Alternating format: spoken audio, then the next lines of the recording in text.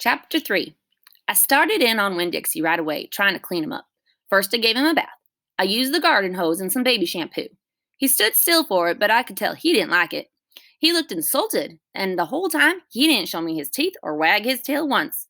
After he was all washed and dried, I brushed him good, and I used my own hairbrush and worked real hard at all the knots and patches of fur stuck together. He didn't mind being brushed. He wiggled his back like it felt pretty good. The whole time I was working on him, I was talking to him, and he listened. I told him how we were alike. See, I said, you don't have any family, and neither do I. I've got the preacher, of course, but I don't have a mama.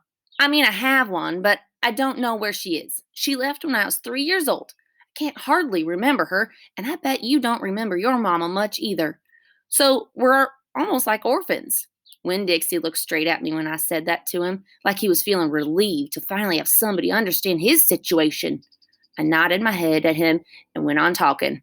I don't even have any friends because I had to leave them all behind when we moved from Watley. Watley's up in North Florida. Have you ever been to North Florida? Winn-Dixie looked down at the ground like he was trying real hard to remember if he had. You know what? I said.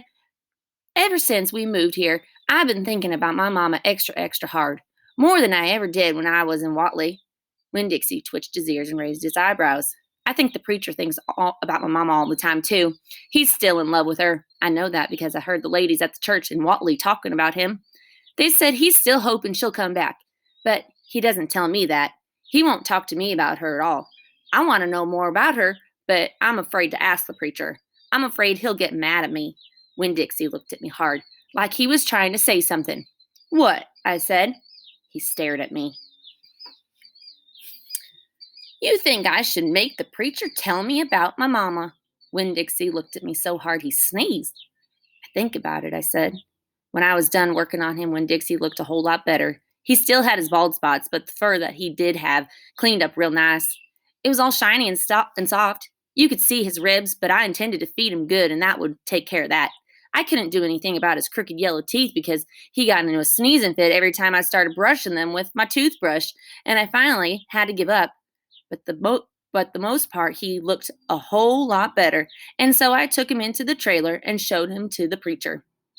Daddy, I said. He said. He was working on a sermon and kind of muttering to himself.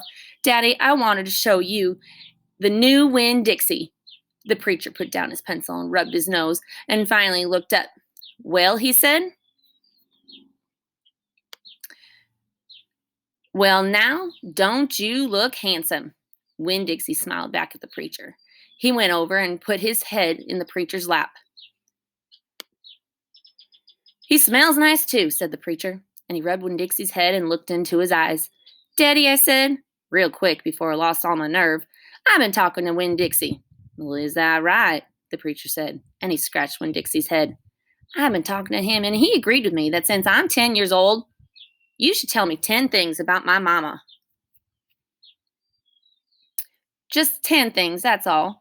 The preacher stopped rubbing Winn-Dixie's head and held real still. I could see him thinking about pulling his head back into a shell. One thing for each year I've been alive, I told him. Please. Winn-Dixie looked up at the preacher and kind of gave him a nudge with his nose. The preacher sighed. He said to Winn-Dixie, I should have guessed you were going to be trouble. And then he looked at me. Come on, Opal, he said. Sit down, and I will tell you 10 things about your mama.